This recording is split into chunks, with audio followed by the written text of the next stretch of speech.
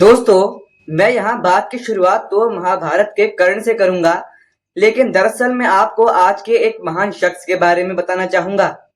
युधिष्ठिर के बड़े भाई कर्ण को महादानी की संज्ञा भी मिली हुई है। कर्ण के बारे में कही गई बातें कितनी सही हैं और कितनी गलत हैं, हम नहीं कह सकते। लेकिन पालम कल्याण सुंदरम इतने बड़े दानी हैं कि हम उन्हें कर्ण के बॉस कह सकते हैं। संयुक्त राष्ट्र ने इन्हें 20वीं सदी का सबसे बड़ा दानी बताया। आइए इनके बारे में जानते और फिर गर्व करते हैं। तमिलनाडु का एक जिला है तिरुनेलवेली। इस जिले में एक छोटा सा गांव है मेलाकारुबेलन। पालम कल्याण सुंदरम का जन्म इसी बहुत छोटे से गांव में हुआ था अगस्त 1940 में।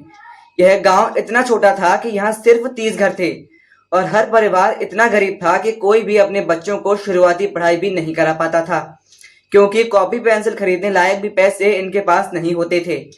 पालम जब 1 साल के थे तभी इनके पिता का देहांत हो गया।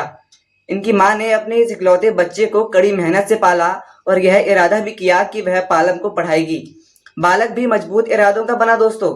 स्कूल गांव से 10 किलोमीटर दूर था और यह बालक अकेला ही इतनी दूर पढ़ने जाता था, क्योंकि गांव का और कोई बच्चा स्कूल नहीं जा पाता था।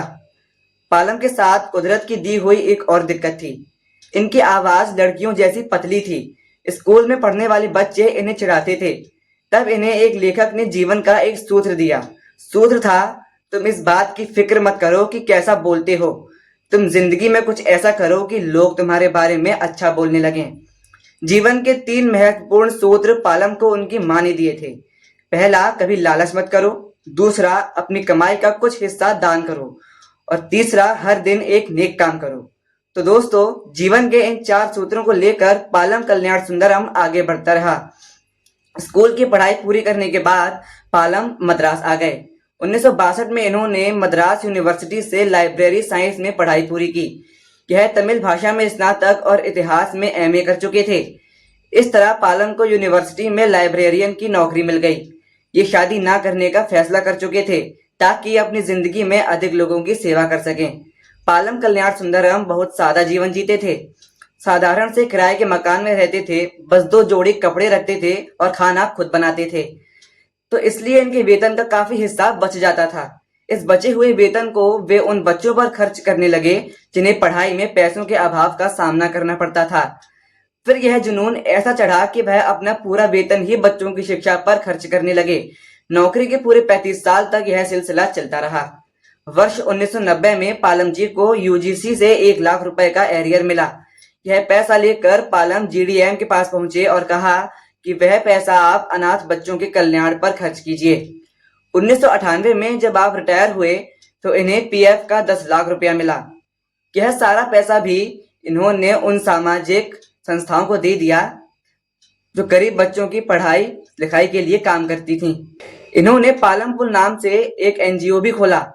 पालम कल्याण सुंदरम की सेवा भावना के लिए निश्चित ही हमारे पास शब्द नहीं है। इन्हें हर महीने जो पेंशन मिलती है वह सारी पेंशन भी ये बच्चों के कल्याण पर खर्च कर देते हैं। अपने गुजारे के लिए एक होटल में नौकरी करते हैं।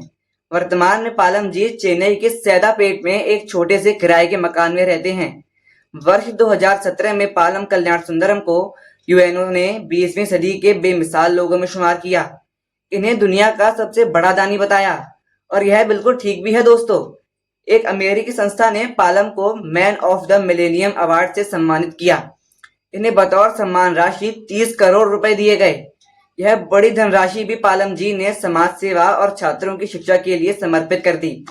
तो दोस्तों, पालम कल्याण सुंदरम हुए ना कर्ण से भी बड़े दानी, या हम कहें कर्ण के बॉस।